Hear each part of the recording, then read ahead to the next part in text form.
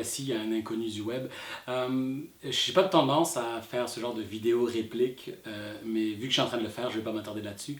C'est contre ta diatribe fort articulée contre le féminisme ou le féminazisme comme tu l'appelles, qui semble se stipuler sur une sorte de mauvaise prémisse initiale, puis c'est ça ce qui me dérange. C'est pas la notion que tu te fâches par rapport à des abus que tu considères qu'ils soient langagiers ou esthétiques de certaines personnes, mais oui, ça c'est la prémisse initiale que tu sembles considérer qu'en Occident, le féminisme est une affaire réglée.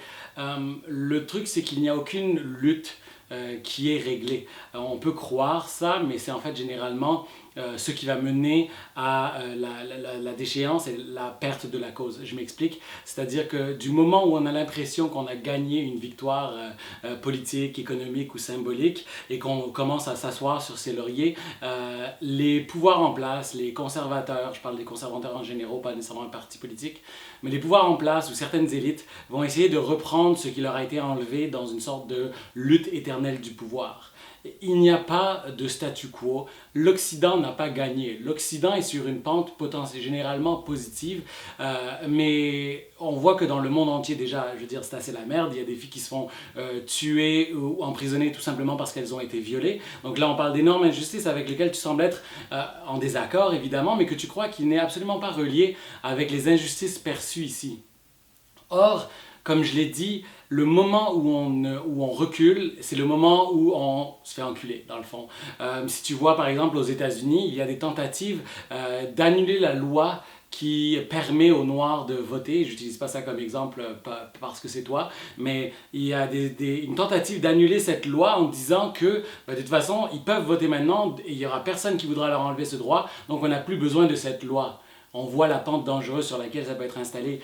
Toute l'affaire, en fait, des prêts et bourses ou des manifestations, c'est notre impression qu'on a certains droits et la réalisation parfois violente que ces droits-là ne sont pas nécessairement des acquis.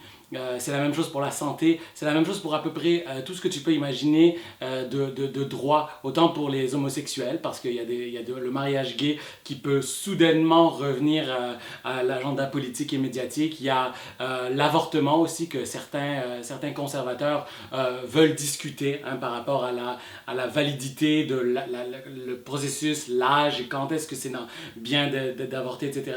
Mais tout ça, c'est la preuve solide que la lutte n'est jamais terminée. Et bien que tu puisses déplorer des incidents qui sont, selon moi, anecdotiques, dans lesquels il y a des femmes particulières qui te dérangent et qui n'aiment pas ta façon de vivre, je ne crois pas que tu peux remettre en question la validité du féminisme en Occident. Au contraire, bien qu'on a des acquis énormes et qu'ils sont importants, on est encore en retard par rapport à une réelle égalité. Et c'est important de savoir que le combat ne sera jamais terminé. Tant qu'on ne sera pas vigilant, on pourra perdre de nouveau.